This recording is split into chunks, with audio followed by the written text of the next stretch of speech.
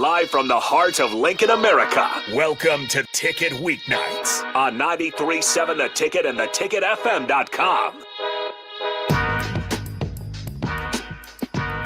Welcome into post-game coverage for Nebraska men's basketball. Tough one for the Huskers today. They go up to East Lansing. They fall. Final score coming here just momentarily, 89-52. Looks like it's going to end up being the final. Far and away the worst performance of the year for Nebraska men's basketball. They fall to 6-2 on the year. Michigan State will improve to 7-2.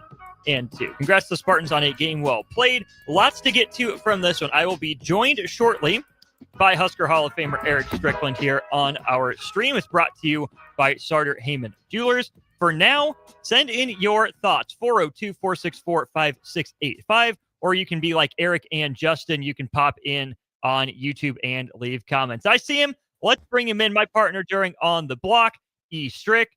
Strick, I think one comment from Eric, not you, but a different Eric, sums it up pretty well. That was embarrassing. Huskers get beat by 37 points. Yeah, it's Michigan State. Yeah, it's on the road. I didn't see this one coming. Not a 37 piece.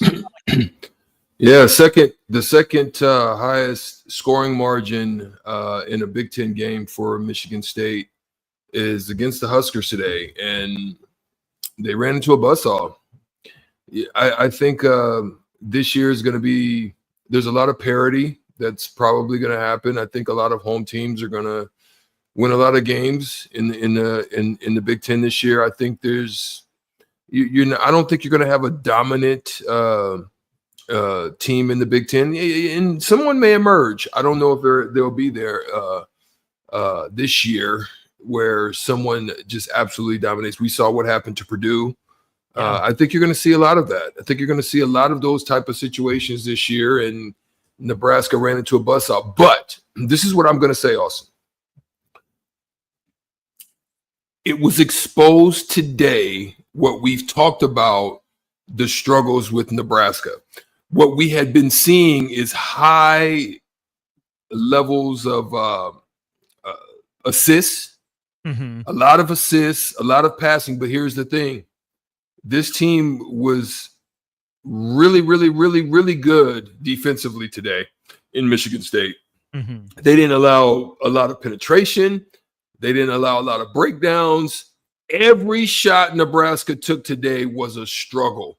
And you can see it in the high block numbers. And we're not talking about high block numbers from guys that are their big men. We're talking about guys like Carr going up and just snatching balls out of the air. You know, you saw a lot of that today where they just looked more athletic. They looked more physical. We missed a lot of shots, Austin, a lot of shots, layups. Wasn't that Nebraska was bad in transition today. It's just that Michigan State pressured, and they continue to find guys. But they did have something that was uniquely different in that they had guys that can get to the basket, get downhill, and it just opened up so much more stuff for them later on in the game. This was a 6-point game at one point in time, not just early, and it was pretty close throughout the first half, and so they really opened it up in the second half. Justin Rogge says poop on a stick. That sounds about right. Cubsker says, I turned it off to check on the Big 12 title game to see what happened. That was probably a better way to spend your late morning and early afternoon. Before we get much further into the Austin, I was doing that too, huh? Hey, Austin, what I normally say now? Gotcha. Guilty as charged. You got me. I was doing the same thing too. I was like, oh man, I didn't even want to bring my Saturday. It's so beautiful outside today. Also, I didn't even want to bring the whole day down by watching how bad it was today. But it happens, and I'm not even mad at it. I'm not mad at it. There's games where you just run in the bus. I was like that. They couldn't hit. What did Justin say? They couldn't hit poop on a stick. I'm telling you, it was poop everywhere. You were going to step in it, and that was today. You know what I'm saying? That's how bad it was today. And they couldn't hit they couldn't hit the broadside of a barn. They knew defense, and this is what you get from good coaching, Austin. You get situations where Tom Izzo and his staff is always going to be well prepared. They're going to be good. they didn't give Essegian one sniff. No, he couldn't sniff any room today. They didn't allow those little mini post ups that they happened early where Worcester was able to get deep and then find somebody, pause, and was able to find somebody wide open. Burukton Jail hit a 3 early in the game that way, and then they started locking it down where they just weren't allowing any space. It was tough. Gary couldn't handle the ball. He was fumbling it off his feet. Mm-hmm. It looked like the old school Nebraska football team with Jeff Sims, if I'm a liar. But yeah, no, it was. I don't mean to tease Jeff. Jeff is all right. But yeah, it just wasn't very good today, Austin. It was not. What is good are our two sponsors. We appreciate them. Recommend you check them out. Action Plumbing, Heating, AC, and Electrical, as well as Lincoln Wall-to-Wall Wine and Spirits. Appreciate those two fantastic companies for their sponsorship of our post-game coverage. Pause. Outside of my boy Kevin Myers, Cork and Bottle. Wall to wall is my people. Yes, sir. Wall to wall is my people as well. I mess with them as well. So yeah, no doubt. We thank them for their support. Stricky, let's dive right into shot selection from Nebraska. I think that is one of the two biggest stories of the day. Nebraska takes 54 shots to Michigan State's 56, but the Huskers only make 18 of them. 3 of 8 from 3 in the first half. Then they're kind of chucking to try to get back into it in the second half. Only 1 of 14 from long range. Even the free throws weren't dropping. Only 12 of 18. But you mentioned what Michigan State did to take away Connor Essegian. He only gets 2 field goal attempts on the game. That's not enough. Bryce Williams took the third most shots on the team, tied for it, but that was only 7. Got downhill a little bit, but still only 4 free throws. The guys that took the most shots for Nebraska were Andrew Morgan, who leads them in scoring with 14 points on 6 of 13. You also had Juwan Gary take 11 shots. He went 4 of 11, including just 1 of 5 from 3. Then you had Bryce Williams at 7 shots, but same with Raleigh Wooster, who takes 7 shots. He makes 3 of them and only 3 of 5 at the free throw line for him. Strick, what Michigan State did was took away Nebraska's 2 primary offensive options, right? Yep. They denied Bryce Williams, pressured him. They stayed attached to Essegian on the perimeter. They were trailing him, not letting him feel comfortable with space off of some of the actions Nebraska likes to run. Now Nebraska knows, right? This is what an aggressive team looks like. This is a team that was going to fight over screens, that was going to trail screens, that was going to be in Nebraska's hip pocket all day long.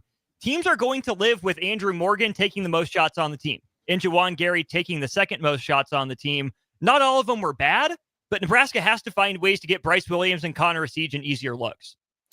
But see, that's the thing. This is the thing that I'm really watching for. And I wanted to see maybe early on that I didn't, and I just didn't know how they were going to do it. But they have to run specific sets. The handoff game, the read game, I like it. I understand it. I know why they run it. And it's just that with the team that you have, and you run on against teams like that who have really good footwork and they help and they recover well, it makes it really difficult for you. So at times like that, I think you have to run sets. You have to run certain sets that's going to do certain things for you to get certain guys the ball and take advantage of any types of mismatches or things that they don't do well in rotation, or maybe a big that they don't really want to have. You got to figure out what that thing is for them and try to exploit it. But you got to like put in a set group, you know, whether it's for a specific game or a game that's targeted for that style that they're going to play defensively, or you don't know what they're, but you know that they're a good defensive team, and you just have them ready just in case you need them, right? They weren't able to get any good looks. There wasn't many good looks available to them tonight. Now, let's be honest about this too, Austin. They struggled in even just rebounding. We were going to get there, Stricky. Trust me. Okay. We were going to get there. I will say, I think Nebraska missed some cutters. I think they had opportunities. Oh, yeah. But Michigan State, Strick, to their credit, pressured the ball, right? Mm-hmm. Nebraska's guys that were in the position to make the pass to the cutter were bothered by Michigan State's activity. Not the biggest team big enough to get the job done, but offensively, I think there was more there than Nebraska actually fully took advantage of. But again, Nebraska wasn't looking for Bryce Williams or Juwan Gary on cuts, right? It was Sam Hoiberg a couple times on cuts. It was Gavin Griffith's one surprise. It was Raleigh Wooster on cuts. When Wooster needs to be the one passing the ball, or you need to be hitting Morgan up high, that's a tough pass to make from a big to a guard cutting like that when Nebraska's bigs aren't fully comfortable out on the perimeter. But Nebraska's bigs also, to your point, Strick, weren't comfortable inside. We have seen some bad rebounding days by Nebraska. This might have been the worst. Michigan State pulls down 48 rebounds. Nebraska just 19. 48 to 19. That is, it's embarrassing. That's embarrassing. 19. You're a big team. You went out to get size. And I think part of the reason that Nebraska got run out of the gym is because they couldn't control the tempo. Michigan State had 12 offensive rebounds out of its 48. They get 17 second chance points, including a couple kick out threes. Strick, that was bad. Berke played, Mia played, Morgan played. You had your bigs available, but Bryce Williams doesn't pull down a single rebound. Gavin Griffith, no rebounds. You look at Juwan Gary, second on the team with 3 rebounds. It was abysmal on the glass, and I don't know where this performance came from. Austin, I told you some time ago, like, listen, I saw on multiple occasions. I'm going to give you just 2 examples. One, there was a rebound that came off, and Bryce literally just stood there and watched. Mm-hmm. And all he had to do was attack the ball, and he would have got in there when it got loose, and he could have been an extra active hand or hands in there to be able to try to secure a rebound. He stood there, watched it fumble, then it fumbles off Nebraska out of bounds, where he could have been in there and possibly attributed to a rebound. The second one that I'll talk about was, it goes back to the old school Nebraska team. They don't check and go. Mm-hmm. Aaron Eulis one time just he was there in position, steps to the basket, but a more athletic, more leaping guard, I want to think it was Carr. 55. Yep. Yeah. Mm-hmm. Goes up and gets it and draws a foul on him. And it's those little things. That means they just wanted it more than you did. And you fell into the buzzsaw of that. There's nothing you can do when you don't do any of those little things well. On top of that, you shoot dismally. They didn't shoot more, they didn't get more opportunities than you, but they were more aggressive than you. I.e., they went to the free throw line shooting 95% clip, where you've been normally dominating. You're the best team in the Big 8 at this point in getting to the free throw. And I'm sorry, Big 10. Gosh dang it. Though in the Big 10. And you're leading the Big 10 in attempts and makes in going to the free throw line, but you allowed this team to do that to you. So there's all those areas. They turn the ball over 17 times to your 11. Normally that works to your benefit, but you only have 8 assists, and they switched you up and they had 20. That means they were just more aggressive. 20 points on 29 made field goals for Michigan State, 8 on 18 for Nebraska. A couple things here from comment section and text line. Ken E says, Michigan State doing what Michigan State does and has done for decades. Michigan State got the ball out of the hoop, out of the rim from out of bounds, and they got going. They ran a little bit in transition to the tune of 18 fast break points. Not good, but didn't necessarily kill you, right? To me, this wasn't a game that Nebraska lost in transition. They're going to get theirs. They hit a couple threes in transition. But to me, Strick, this game came down to Nebraska was not able to dictate tempo on the road in East Lansing like it did up in Omaha, right? Nebraska punched first up in Omaha. Nebraska didn't punch back at all here today. Michigan State, I think it's out to a 7-0 run to start the game. Nebraska comes back to tie it up. But the lack of rebounding, Strick, maybe the lack of set plays, and the lack of offensive rhythm early, Nebraska couldn't set the tone. Michigan State was, to your point, the aggressor at home, and this turned into a Michigan State style of game. As soon as Michigan State got out and running and Michigan State was attacking Nebraska on the glass, not allowing Nebraska to get easy opportunities, you could just tell Nebraska was going to be in for a long night. Credit the Spartans for that. But this is a veteran team from Nebraska that I expected a little bit more punchback from. That's right on point, Austin. I felt the same way. Body language is just really bad. All day. All day. At one point, there was a stretch, I think 29-5. They didn't score, it was 29-5 over a 10-minute stretch of the game. for almost 10 minutes, for almost 8 minutes, they didn't score at all. It was really bad. And hopefully it's a wake-up call, because you're going to have a lot of time to correct a lot of those errors. You're going to be able to, get back home and do some film work. You're going to get an opportunity to put your feet on the court and try to correct some of the errors that some of those errors aren't correctable. It's really in the heart. It's really just a heart check. Are you going to be able to do that? Because Indiana's not going to be any easier when they come into your home gym, and you hopefully want to reciprocate some stuff that Michigan State gave to you on the Hoosiers when they come into your building. But we're going to see, and we have a long break to see that. I mean, we got almost a week before we get a chance to put our eyes on Indiana coming into Pinnacle Bank Arena.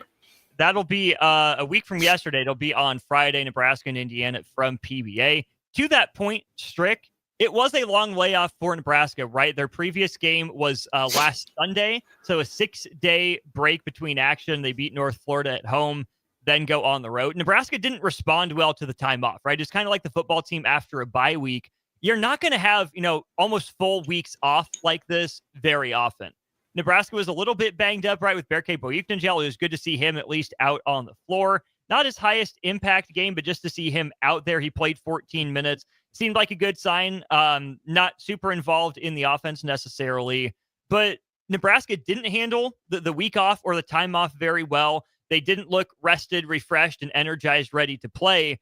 They looked sluggish. They looked slow. They looked, I don't want to say not quite catatonic, but they were just going through the motions, right? There wasn't that urge, that intensity, and that edge. And bad games happen. They do, right? Some days you just don't have it. And that can go for a player. And if it's multiple players, it'll probably bleed into the team.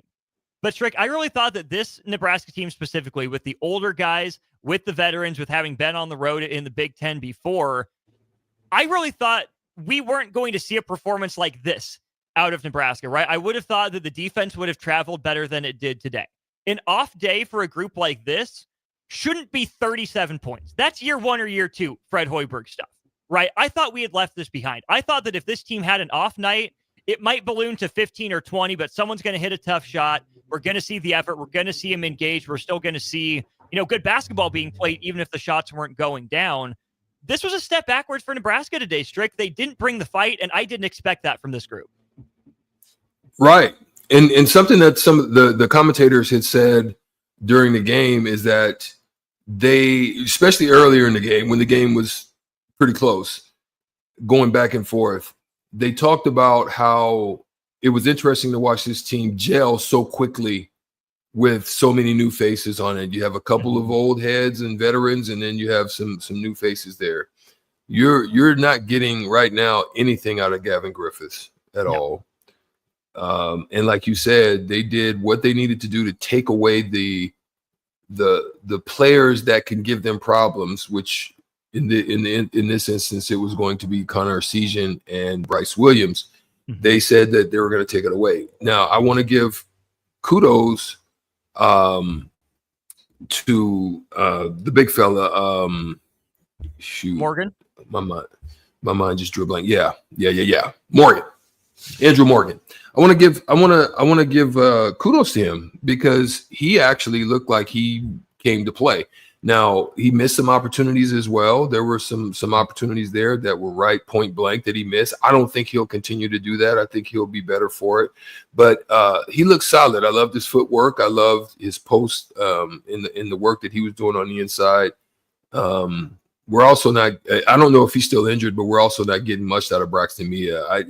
With that size, they've got to figure out a way. And again, it goes back to the only way you're going to be able to use Braxton Mia is going to be in sets. He just doesn't move. He doesn't shoot. He doesn't do things too well. So you're relegating him to a screener, and you're not getting anything out of him where his advantage is at the rim. So you want to run sets to be able to get opportunities to him, or you want to make sure that in transition, run the big fella, get him deep paint touches and allow him to be able to score. That's what you want to have. So, and part of that today's trick was foul trouble, right? The game plan that Nebraska got away with against Creighton, it didn't get away with today against Michigan State, right? Mia was physical against Ryan Kalkbrenner. I don't know if he was overly physical, if he had bad technique or what it was today, but he had 3 fouls either late first half or early in the second half. He ends up with 4, only ends up playing 11 minutes on the night because of the foul trouble. That's definitely part of it, but that's where I thought against a team like this, Michigan State's advantage was supposed to be the guards, right? They're quicker, they're more athletic, they're faster. We've seen Nebraska find ways to deal with that, but the way Nebraska's dealt with that is by using length, is by using height, is by not allowing a lot of shots at the rim.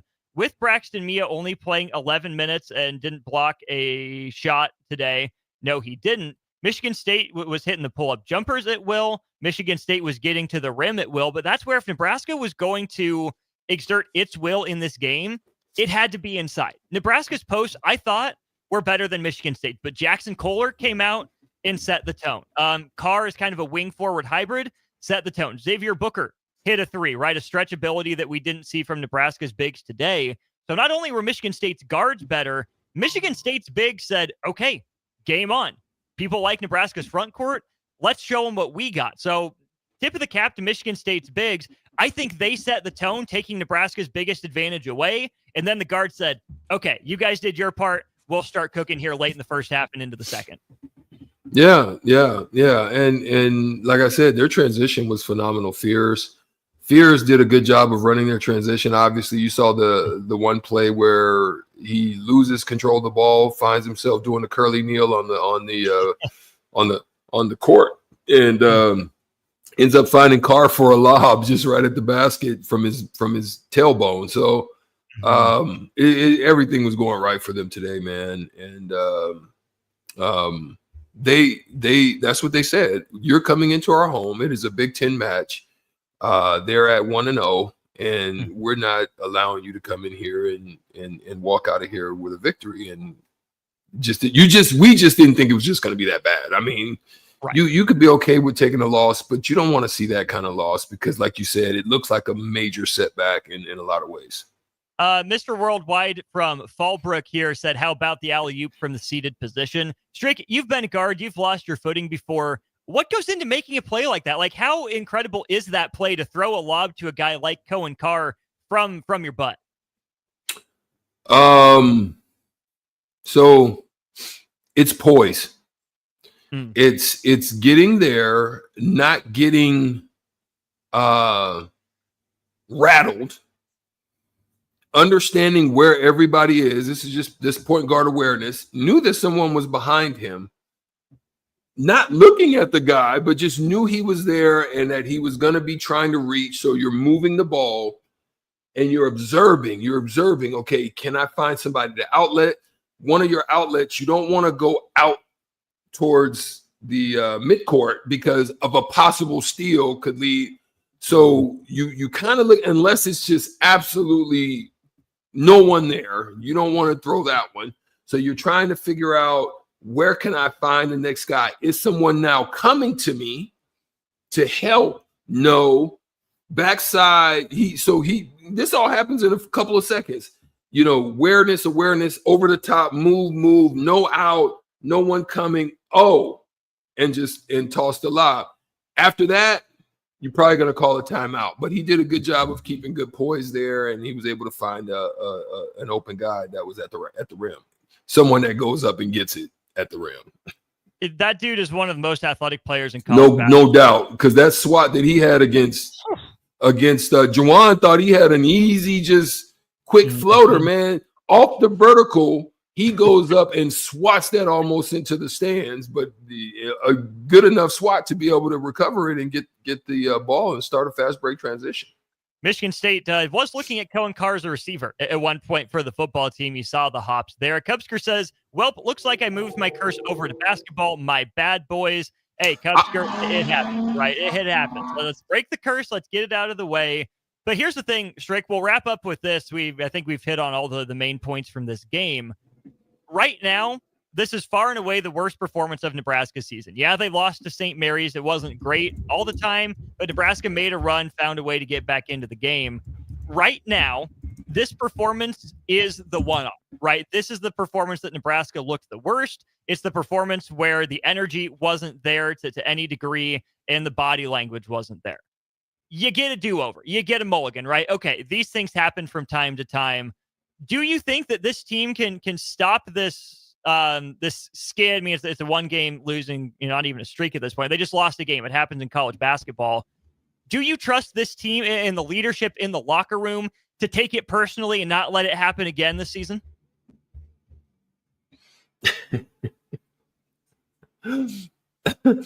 Are you asking me that question? Let me rewind it. Give it to me, the short version of that question again, because I want to make sure I heard you right. Do you trust the leadership in this locker room amongst the players to make sure that today is the only day that something like this happens for this Nebraska men's basketball team?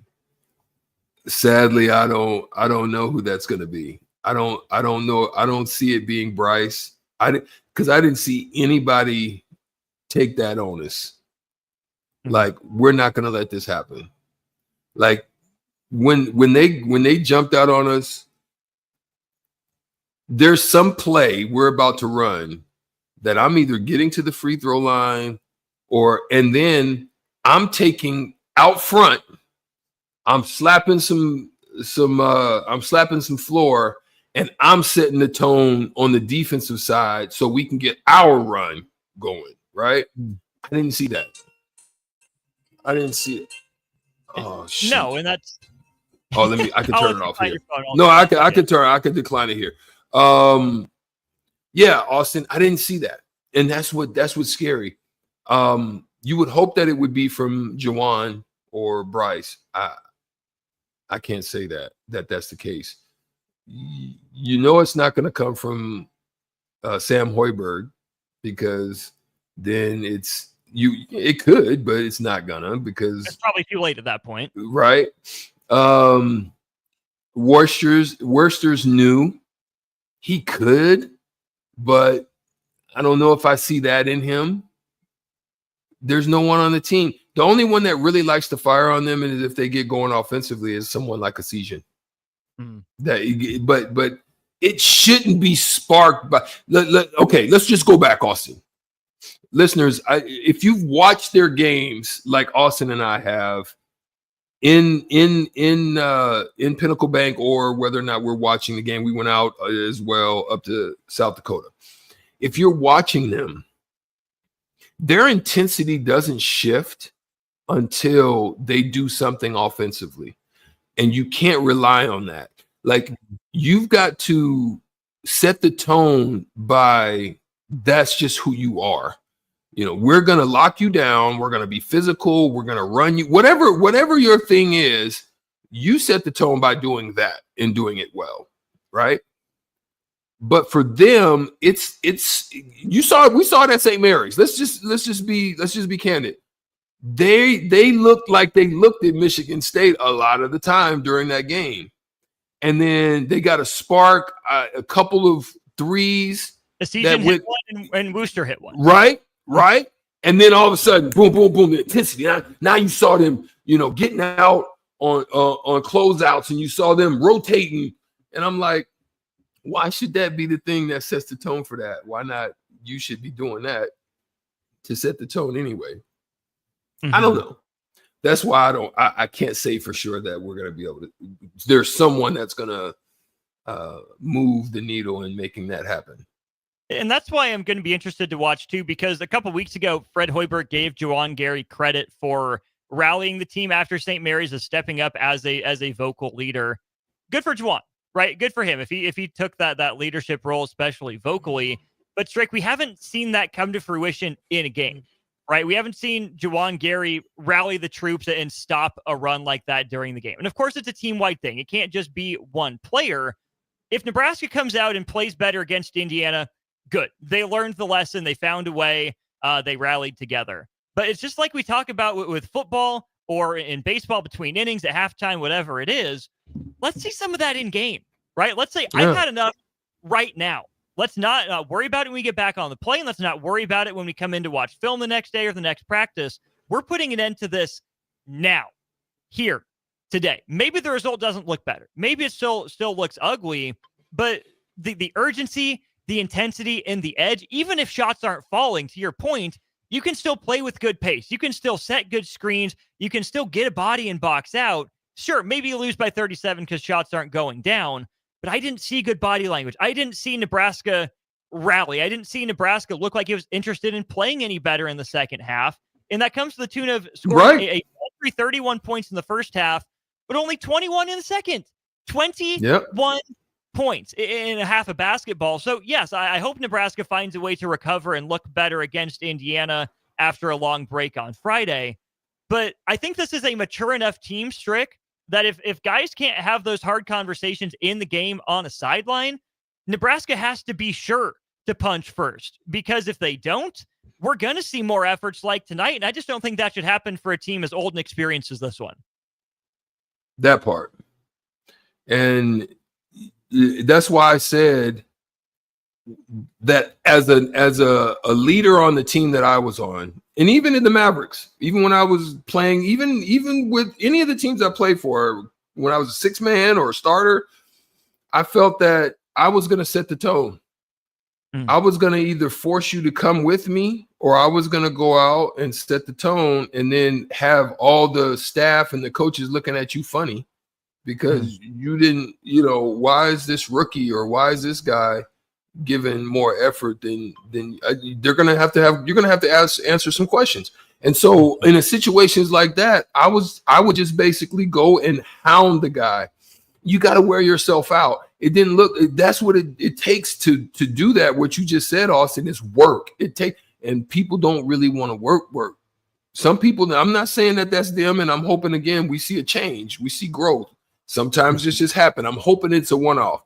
But the depth of this thing is some people just don't want to work. And that what you just said takes work. You got to work. And you got to work knowing that you might not be the victor at the end. Even still. Yeah. That's that's in you. That's in you. That's just I'm a competitor. If I'm going down, I'm going down swinging. You know what I mean? If I'm going down, I might play a little music like they did on the Titanic, but I'm not just going to sit there and just grovel in my demise. Right. Play a little music or something. Well, to that point, let's continue that metaphor here briefly, Strick. Nebraska just said, okay, Michigan State, you can have the life rafts, and not just the life rafts. Michigan State got the speedboats. They got out. They got off to a hot start. They punched first. And Nebraska said, yeah, it's okay. The ship hit an iceberg. We're good with it. Nebraska just looked like it was out there for a jog today. They look they're out there just for a little bit of cardio. And I think that this is a group, Strick, that has more pride than it showed tonight. But we've got to see it coming home. But it shouldn't take coming home. It shouldn't take a Friday night primetime tip. This was a big game. This was your first road test in the Big Ten against a team that you had matchup advantages on that you just didn't capitalize on.